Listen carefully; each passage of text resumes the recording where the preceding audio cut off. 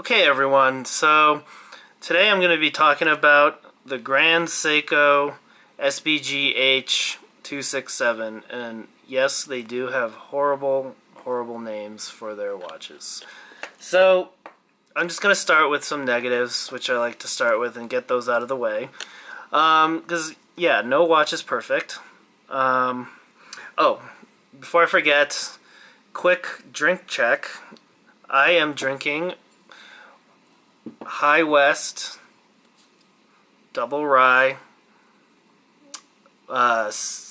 whiskey. So it's a distillery located in Park City, Utah, and it's one of my favorite whiskeys. So back to the negatives.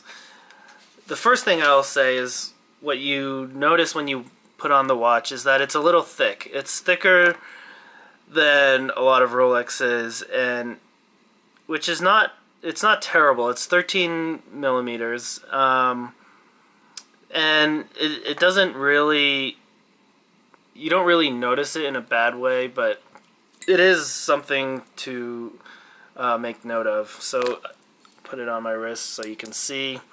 It's quite, just because of the way the crystal and the case back kind of sit up a little bit, it makes it a little more thick than I can show you compared to, this is the Rolex GMT Master. You can see the Rolex it's 12.5 millimeters, but everything is more flush to the case, so it'll sit a little more flat on your wrist, and it's more of an aggressive stance, I would say, sort of like a sports car being low to the ground. It's not terrible, but if you are trying to make it really dressy and, you know, get that perfect fit under your cuff, it might be, you know, a little bit of an issue. So yeah, it's kind of, you know, if a girl is a little bit chubby but she's still cute, it's not going to be the end of the world. You wouldn't kick her out of the bed. So the next thing, which is actually a little bit more of a, I guess, negative, is the bracelet. And as you can see, it's a little wobbly. It's not, the tolerances aren't as tight. You can kind of see that Seiko really puts a ton of their effort into the case, the dial, the polishing. I have a Sarb here, which you can see is even,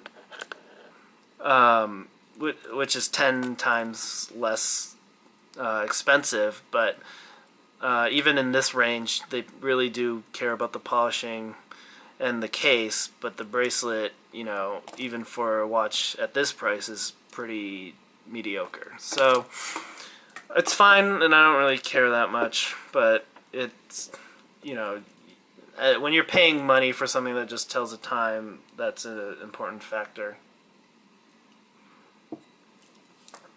Okay, so the other bad, I guess, negative would be the folding clasp is not, it's not great. They don't have many cool aspects to their bracelets. Even something like the Tudor Pelagos, which has the coolest bracelet. It's not the best polish, but the engineering in that bracelet is just, it almost makes buying the watch just for that feature alone worth it. But if you can see here on the GMT Master, Rolex's bracelets, they're just, and I've scratched it a ton, but they really, the tolerances are a lot higher. There's less play in it. A lot of them will have pretty cool features like micro adjust. If I can do it behind the camera, you can pop it out and extend it. So if during the day it gets hot or anything like that. But this has no such features like that. It doesn't really even have any really micro adjustments on to get a more accurate fit. And I'm pretty lucky that it happens to fit pretty. It's a little loose, but I like to wear it, looser. But it's not. Yeah, it's just not where they put their money and time into the watch. So those are the two main negatives. I guess another would be no loom, but that's part of the design of the watch more so. So the next thing is wearability, which I like to say, when you're just wearing it day to day, how does everything work? Does the crown feel solid when you wind it? Is it easy to set? Do the hands turn smoothly? Does it have hacking and hand winding and all that kind of just more useful functions of a watch? And I would say this watch has a very good wearability. The crown turns very well. Again, not as good as the Rolex. And the timekeeping is, as far as I can tell, amazing. It doesn't lose or gain much time. And I don't have any measuring tools, so I can't really say, but I don't have a watch winder, so it doesn't really matter to me, because usually the watch will die when I'm rotating it in and out. So I'm not too concerned, and just mainly if it gets bad enough that I'll notice it, and which it hasn't. And I care more about just the functions of the movement and anecdotally what I've heard from other people.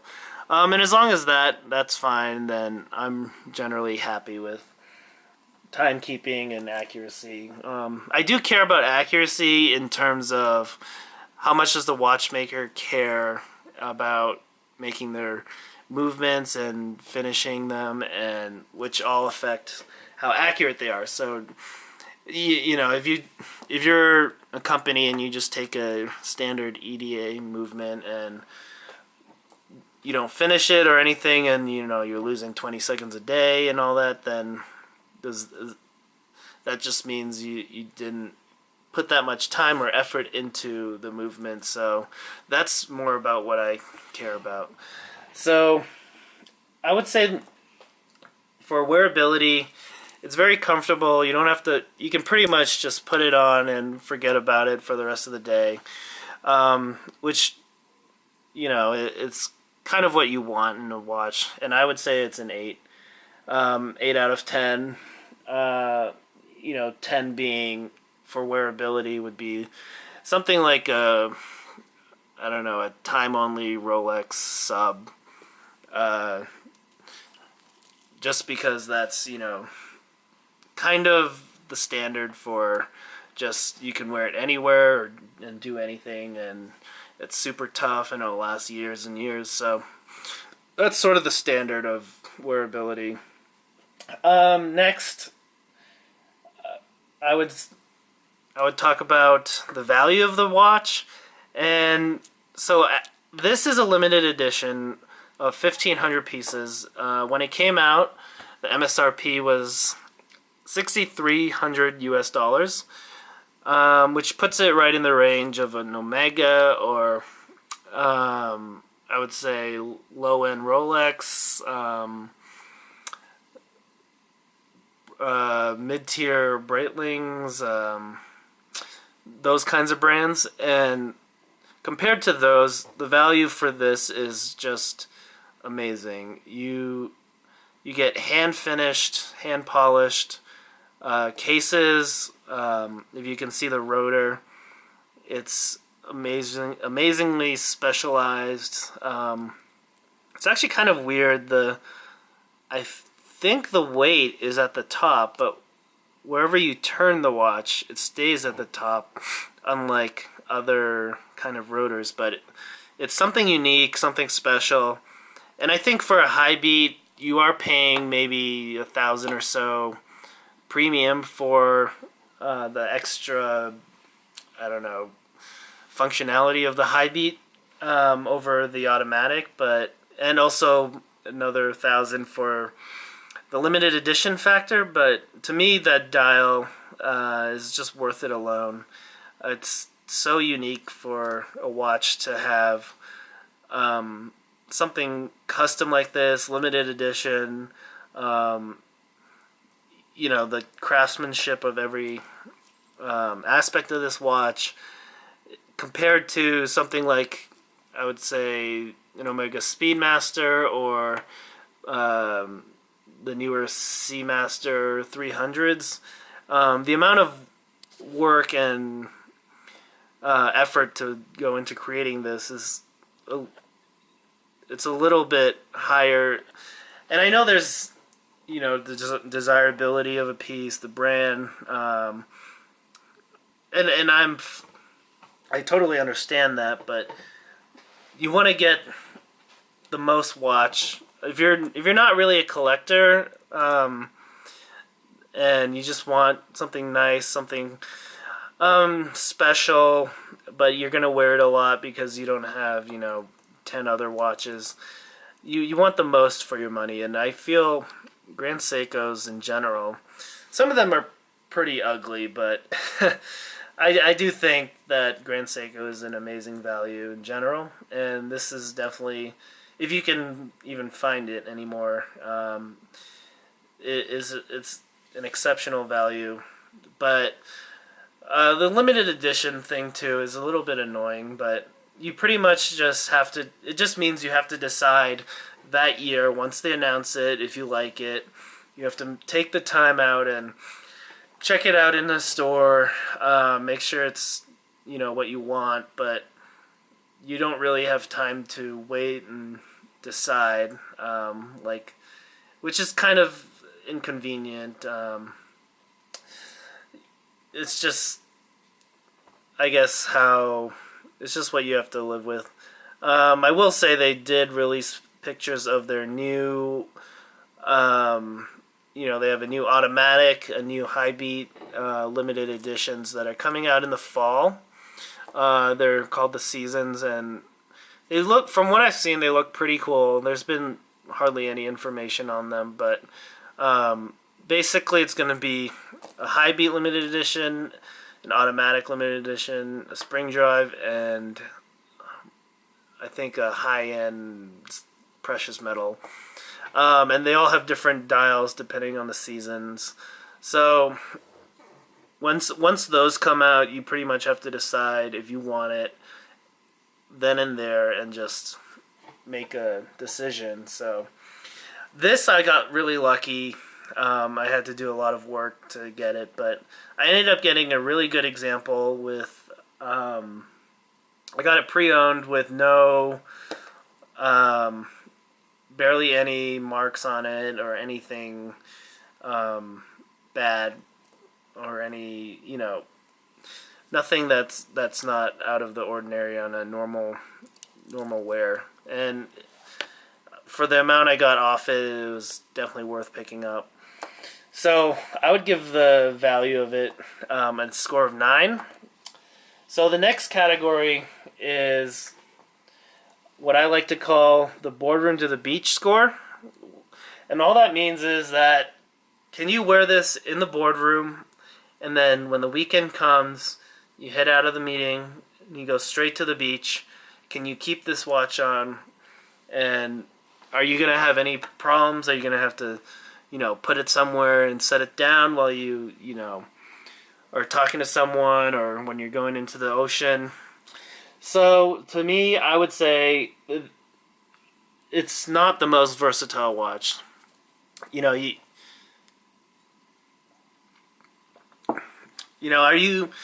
It doesn't have loom, which means you pretty much can't take it diving.